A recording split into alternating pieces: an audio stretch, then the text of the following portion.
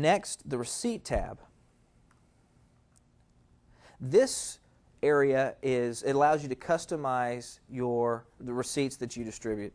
There are two types of customer receipts.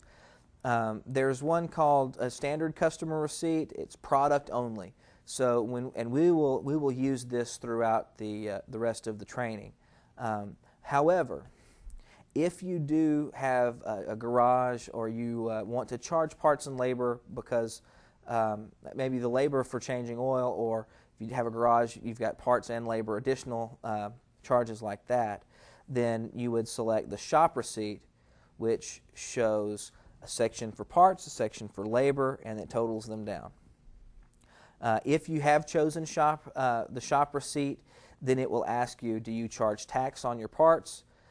If you do, then click the check mark there, and typically you do, so it has a check automatically there, but you can remove it if you don't want to charge tax on those parts.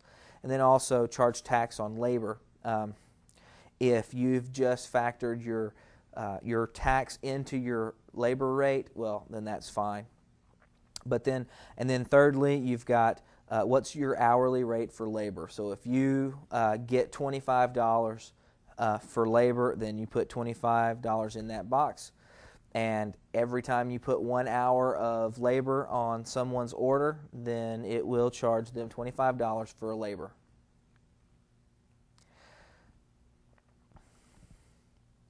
All right. Now, you'll notice at the bottom of the receipt tab, you see drop top margin in inches. Now, this is a feature that's available for you if you like to use some sort of pre-printed letterhead. So let's say that I ordered some specialty letterhead. It's a receipt document that has my logo and in large letters the name of my company at the top. And then I want to print the receipt beginning, let's say, 1.5 inches down from the top of the page. Then I would say I want to drop the top margin down to 1.5 inches. So 1.5 inches down from the top is where it's going to start printing. If you want to just use plain white paper, then you would leave that at 0. All right, now you'll see an edit, header, and footer button on the receipt tab, the program maintenance options as well. Click that button to display 6 lines, 3 at the top and 3 at the bottom of your receipts. You can put any information you like in there. So, just put the name of their company at the top,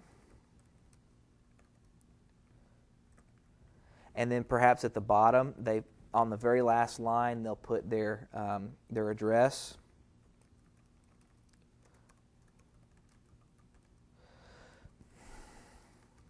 That's what I'll put here for this demonstration.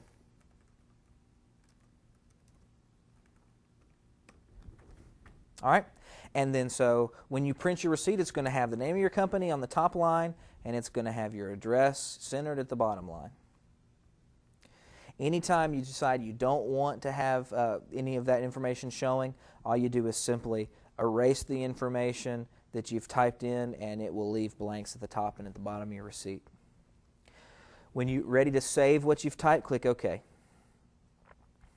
And we're finished with the receipt tab. So now when we get into creating a customer order, we'll print it with the standard receipt, and then we'll come over here and change it to a shop receipt just to let you see what that looks like.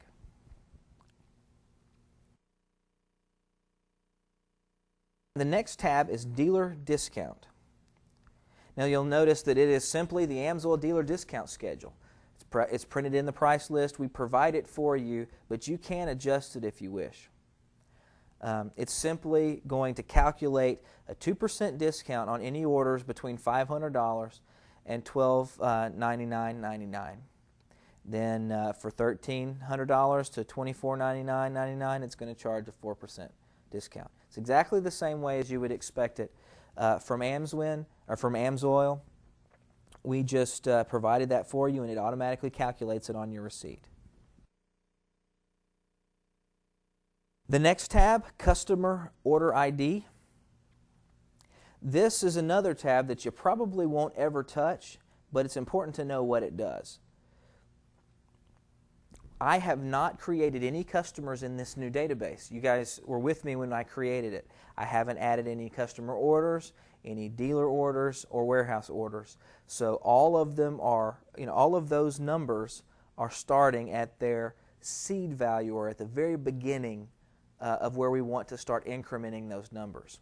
So all of the numbers displayed here, your customer ID, your customer order number, dealer, warehouse, etc., are automatically created by AMSWin, starting with the numbers right here. So the very first customer that I create should be customer ID 1000.